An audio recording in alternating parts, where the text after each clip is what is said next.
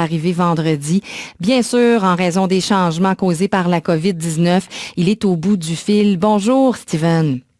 Bonjour, Madame Leroux. Alors, vous êtes revenu d'Argentine, puis on comprend que le retour s'est peut-être fait de façon plus tumultueuse que ce que vous auriez souhaité. Racontez-nous, qu'est-ce qui a changé dans votre périple, pardon. Qu'est-ce que vous avez observé ces dernières heures que vous avez passées en Argentine?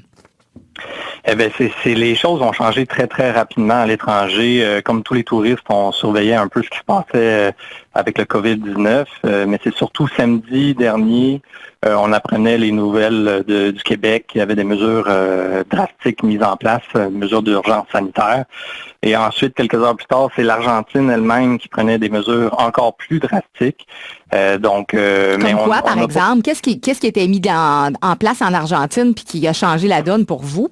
En Argentine, ils ont tout de suite décidé de fermer les vols venant de l'Europe et des États-Unis, mais c'était juste les vols rentrants. Donc, au départ, on s'est dit, la meilleure chose pour nous, c'est de rester en Argentine. Il n'y a pas de cas de COVID où est-ce qu'on était, mais on a suivi ça de près, puis ça évoluait d'heure en heure. Finalement, lundi, tout a changé en l'espace de 24 heures, puis on avait aussi le gouvernement canadien qui, dimanche, nous disait d'essayer de rentrer au pays.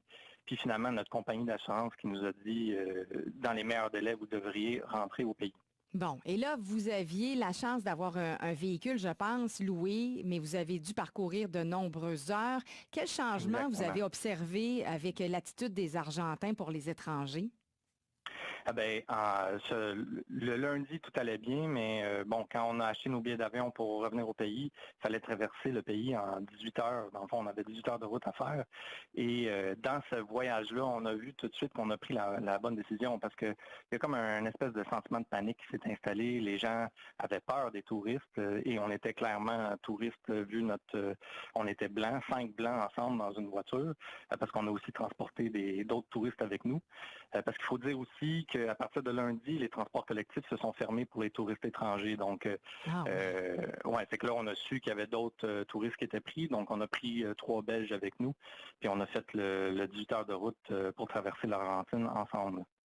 Et il y a un texte à lire sur la page de nos collègues de Québec, dans le fond, le récit de notre collègue Naïla Bendali, qui, elle, revient de l'Argentine et qui disait craindre de ne pas pouvoir rentrer au pays. Est-ce que vous avez eu cette crainte-là également?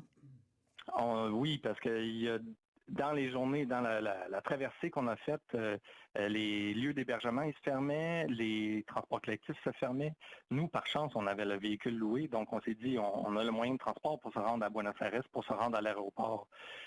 L'Argentine n'a pas fermé l'aéroport pour les étrangers qui veulent sortir, qui veulent rentrer au pays. Par contre, c'est très, très difficile de se rendre à l'aéroport.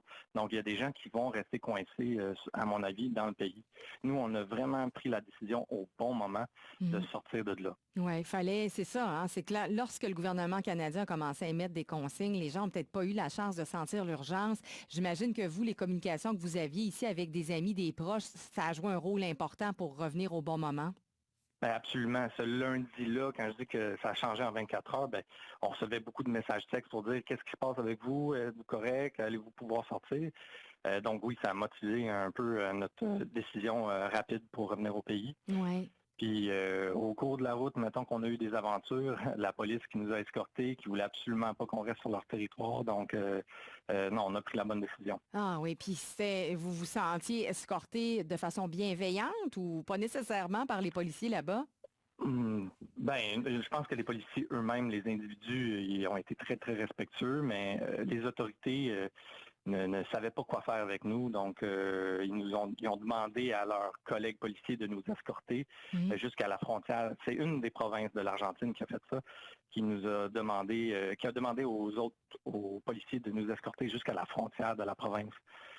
Donc, pendant 2 heures et demie de temps, on a été escortés. Et ça, de 2 heures et demie le matin jusqu'à 5 heures le matin, j'étais brûlé Ah oui. après cette conduite-là. Puis, comme il n'y avait aucun lieu d'hébergement, les transports collectifs étaient fermés aux étrangers, mais aussi les lieux d'hébergement, on a dormi sur le bord de la route un petit 2 heures de temps. Le soleil s'est levé, là, les gens, ils nous regardaient de travers. Fait qu'on s'est dit, on est mieux peut-être de bouger. Fait qu'on est parti encore faire 10 heures de route. Avez-vous craint à un moment donné pour votre sécurité, Steven Roy-Collen? Vous, les gens qui étaient à bord de votre auto, est-ce que le sentiment d'angoisse était différent d'une personne à une autre? On n'a jamais craint pour notre sécurité, mais quand les policiers ont pris nos passeports pendant 3 heures de temps, là, on était un peu stressés. On se demandait, ils vont-ils nous laisser sortir? Une chance qu'on parlait espagnol, on était plusieurs à parler espagnol, donc on a argumenté avec les policiers, puis on leur a dit, on ne présente pas une menace, ça fait longtemps qu'on est dans le pays, on n'est pas allé dans une zone où est-ce qu'il y avait du coronavirus, on veut juste partir, laissez-nous partir. Puis finalement, ils ont attesté, OK, c'est beau, vous pouvez partir, mais vous roulez jusqu'à Buenos Aires, vous arrêtez juste pour mettre de l'essence.